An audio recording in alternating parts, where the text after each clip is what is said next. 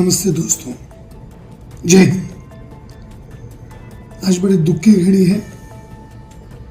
कल हमारे हिंदू भाइयों को, पर्यटकों को, सैलानियों को पहलगाम में जिस तरीके से आतंकवादी लोगों ने, पाकिस्तान की वर्दी में आए हुए सैनिकों ने जिस प्रकार से भूना, पूछकर भूना, नाम पूछा गया और जैसे ही ध्यान में आया कि ये हिंदू है, उसे गोलियों से छलनी कर दिया गया।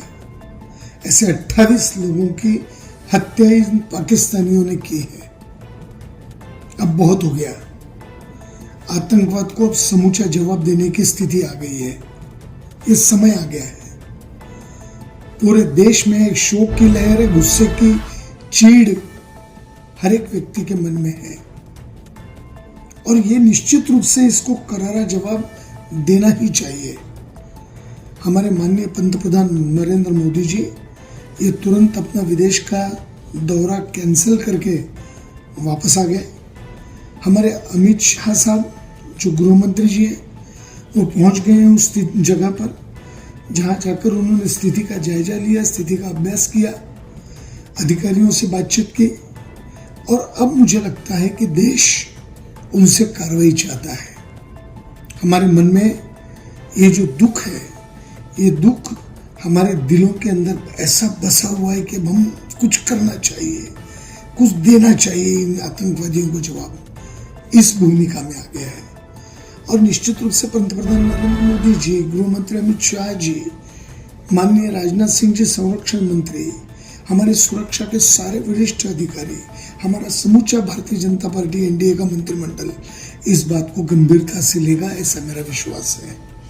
देश की जनता अब कुछ चाहती है कि इनको योग्य और ठीक से जवाब दिया जाए।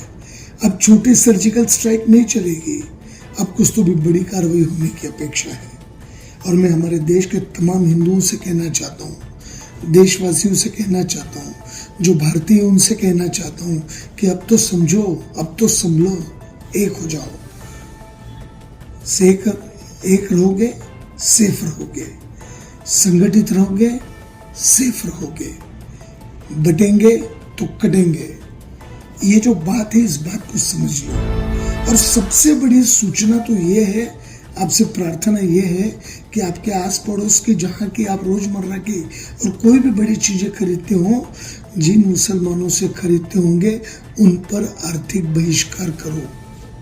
उनको समझने दो कि हम इस देश में रहते हैं, इस देश का खाते हैं, पर इस देश का नहीं गाते, हम पाकिस्तान का गाते हैं। इस देश में रहते हैं, हमारी रोजी रोटी यहाँ के जनता से, यहाँ के हिंदुओं से, यहाँ के भारतीयों से चलती है। उनका आर्थिक बहिष्कार जरूरी है ताकि उनको समझ आए। हमारी दोस्ती है, अपनी जगह है, पर अब इसकी भी मर्यादा टूट रही है। इस मर्यादा को और ज्यादा टूटने मत दो। आप भी इस बात का विरोध करो। मेरी मुस्लिमों से भी प्रार्थना है, आप भी आतंकवाद का विरोध करो। आप भी बांग्लादेशी रोहिंग्यों का विरोध करो। इनको आने मत दो इस देश के अंदर। इसकी भूमिका करो और दोगले कांग्रेसी और दोगला विपक्ष इस बात को समझ ले। अब देश की जनता तुमको भूलेगी नहीं, छोड़ेगी नहीं। तुम्हारी दोगली बातें जो टीवी पर आ रही हैं, इसको आप संभालो। आपके शब्दों को समझो, क्या बोल रहे हो आप। इस भारत के साथ निष्ठा रखो, इस घटना का निषेध करो। भारतीय जनता पार्टी का निषेध करने की आवश्यकता नहीं। हमको जो करना है वो तो हम करेंगे ही, ठीक से जवाब देंगे, देश के हित में करेंगे। ये विश्वास है। भारत माता की जय।